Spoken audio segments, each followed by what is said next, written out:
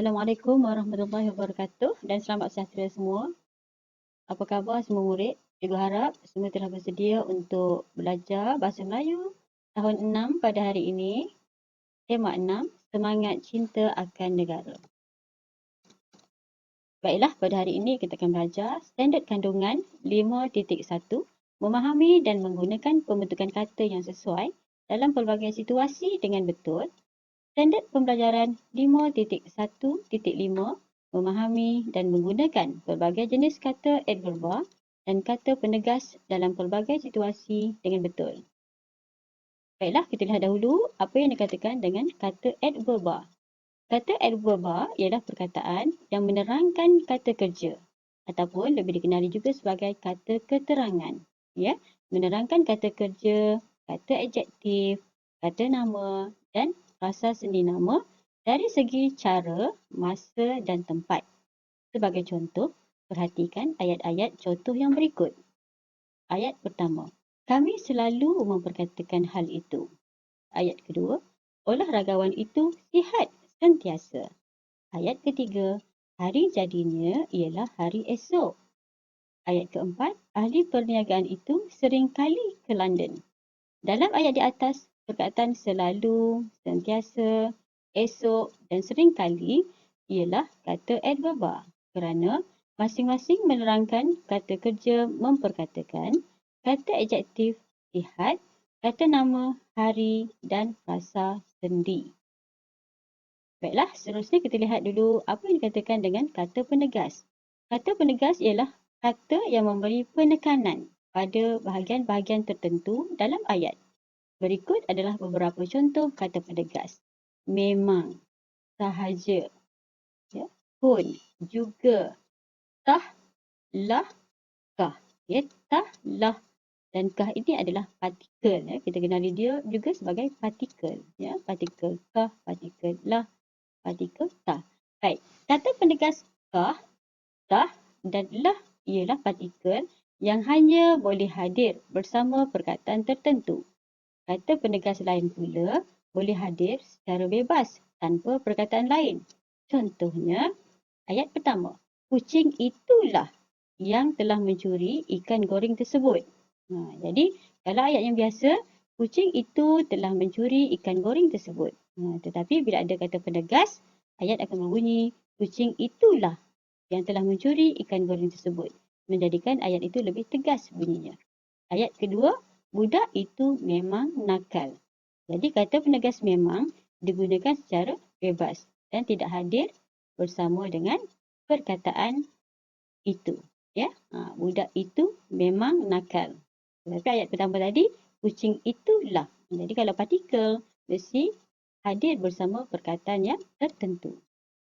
Baiklah, tugasan kita yang ketiga. Yang pertama tadi, murid mesti tahu tentang kata adverba. Yang kedua, murid tahu tentang kata penegas. Dan yang ketiga, tugasan kita ketiga ialah menulis karangan format catatan. Jadi semua murid buka buku teks muka surat 94, perhatikan tugasan kita yang ketiga. Ya, tajuk kita pada hari ini adalah catatan Jian Hui. Okey, ini dia. Baik, dalam buku teks SK, catatan Jian Hui. Tetapi dalam buku SJKC, ya, catatan Islah. Tapi itu tidak menjadi masalah kerana hanyalah tajuk itu saja kita tukarkan nama Jian Hui kepada Islah. Ya. Jadi murid-murid bila nak menulis karangan catatan, tukarkan Islah itu kepada Jian Hui. Jadi tajuk catatan awak adalah catatan Jian Hui. Okey, jadi ini gambarnya daripada muka surat 94 buku teks kita. Perhatikan, ya, diberi gambar, diberi contoh untuk format karangan catatan. Dalam biru kecil di bawah itu diterangkan tentang kata adverba dan juga kata penegas. Okey, baik, perhatikan tugasan yang ketiga. Murid-murid diminta menulis karangan catatan. Ya, dalam karangan catatan itu juga awak mestilah menggunakan kata adverba dan juga kata penegas. Perhatikan perenggan yang pertama. Okey, untuk perenggan pertama, ini contoh.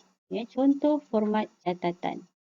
Ya, bila catatan satu hari, ya, ini contoh pengalaman hari pertama di sekolah baharu. Okay, perhatikan di bawah itu, jika diary sehari, sertakan hari, hari bulan dan tahun. Kemudian diikuti waktu berlaku kejadian itu. Okey. Jadi untuk format catatan, yang pertama tuliskan hari. Hari kita ialah hari Isnin. Ya, hari bulan dan tahun 7 Januari 2013. Dan digariskan. Seterusnya di bawah dan mulakan dari tepi, kita mula buat masa. 8 pagi, ya, tanda sempang dan keterangan ataupun isi cerita kita. Ya, contoh diberi, sudah lebih setengah jam saya bersama ayah duduk di kerusi di depan bilik guru besar. Orang yang ditunggu masih berucap di perhimpunan rasmi. Hati saya agak gelisah seperti duduk di atas duri. Jadi murid-murid boleh menggunakan peribahasa untuk menjadikan karangan catatan awak lebih menarik. Ya, walaupun karangan catatan, ya, tetapi susunan ayat yang gramatis itu amat diperlukan. Dan sebaiknya murid-murid buat 3 ayat untuk setiap perenggan, ya, supaya karangan awak mempunyai isi yang banyak. Okey, ini contoh format karangan catatan. Ya, untuk catatan sehari, awak sertakan hari, hari bulan dan tahun dan gariskan. Ya, di bawahnya baru awak buat masa. Okey, kita tunjukkan juga contoh yang penuh untuk karangan catatan. Ini contoh catatan harian aktiviti gotong royong. Ya, Khamis 6 Ogos 2018. Perhatikan Khamis K huruf besar diikuti oleh tanda koma, ya, tarikh 6 Ogos 2018 dan digariskan. Di bawahnya diletakkan masa dalam satu hari tersebut sehinggalah daripada bermulanya peristiwa itu, peristiwa gotong royong itu, ya, aktiviti gotong royong itu sehinggalah berakhirnya pada pukul 9.30 pagi. Jadi susun masa ikut kesesuaian. Ini formatnya, ya. Okey. Seterusnya, kita rujuk semula buku teks buku surat 94, ya, catatan Jan Hui. Perhatikan bermula 7.30 pagi, okey, 10 pagi, okey, 8 pagi, 10 pagi dan 11.45 pagi. Jadi perhatikan kata adverba yang diberi dan awak kena bina ayat yang lengkap dengan menggunakan kata adverba yang diberi dan juga kata penegas. Okey. Perhatikan catatan islah tukarkan kepada catatan Jan Hui. Okay, Sabtu 6 Ogos 2016, gariskan 7.30 pagi dan buatkan huraian isi. Saya melihat ibu bapa membawa anak-anak ke sekolah. Mereka berjalan cepat. Saya dan Ruben ternampak bergantung dipasang tinggi juga. Berjalan cepat dipasang tinggi. Perkataan yang dimerahkan itu adalah menunjukkan kata adverba. Ya, berjalan kata kerja. Bagaimanakah keadaan dia berjalan? Cepat. Jadi keterangannya adalah cepat. Okey, seterusnya dipasang tinggi. Bagaimanakah keadaan gantung itu dipasang?